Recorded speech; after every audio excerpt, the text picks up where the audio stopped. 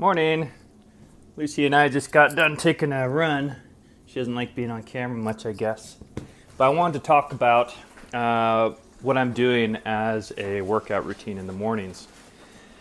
It's important because it's about retraining your endocrine system. And so I've been waking up and I have my workout clothes set aside and I put it on and I go out for a jog. And so it's fasting fitness. It's before I've eaten any food. It's before there's any fresh supplies of carbohydrates and proteins in my body. And it's what this does is it retrains the body to use fat as a preferred fuel. So if you're always working out after you've eaten, you're going to be using, like I said, a lot of carbs especially, and then proteins. And there's very different hormones that are used in both of these processes. So after you eat a meal, especially a meal rich in carbohydrates, your body's going to be using a lot of insulin, because insulin is your storage hormone, and it's going to put all that fuel into your cells, and a lot of it's going to go into the fat cells then become fat. And then if you're doing a fasting workout, fasting fitness, you're not using insulin to get yourself fueled. You're using a hormone called glucagon. The glucagon is going to go to places like the liver and also to the fat cells, and it's going to release energy. Okay? And fat is a great energy.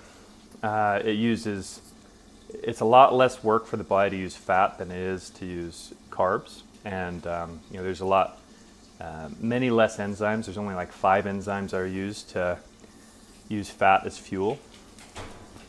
And so this is what we want to do. We want to get the body using fat as its preferred fuel.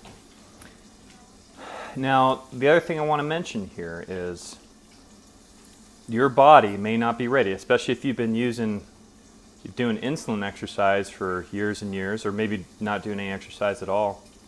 If your body has fragile blood sugar, if it's not used to burning fat, you have to really ease into this. So the first day I did it, I just went for a half-mile walk. Now the idea is you want to be doing nose breathing, not mouth breathing. The higher you get your heart rate, the more you're going to be burning glucose. So first day I start off, just walked a half mile. Next day, I walked a mile. And I started building it up where I was walking further. And then, the past couple days, I just started jogging. Just doing a slow jog where I could still breathe from my nose. Just getting my body used to more and more using fat for fuel. Now, intermittent fasting is really popular right now. I think it's actually a really great trend with one exception. I think a lot of people's bodies aren't ready for it because you have to get your body to that place.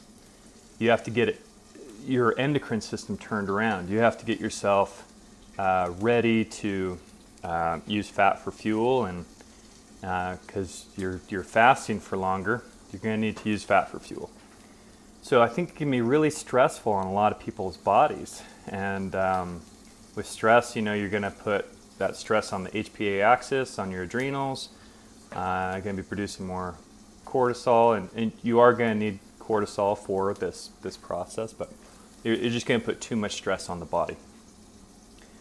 So it's all about easing into it, and the phrase that we use in my circle is too slow is faster than fast.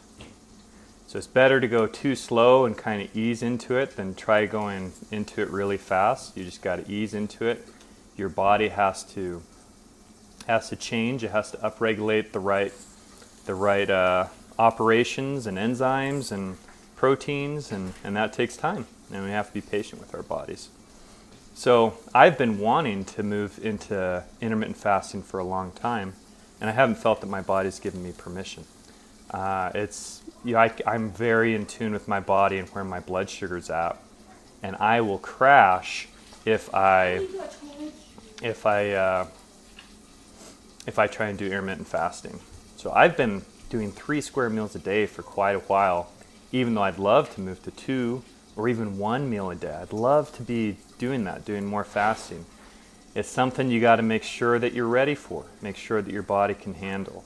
Okay, so that's my message for you today about fasting, intermittent fasting, and fasting fitness. Cheers.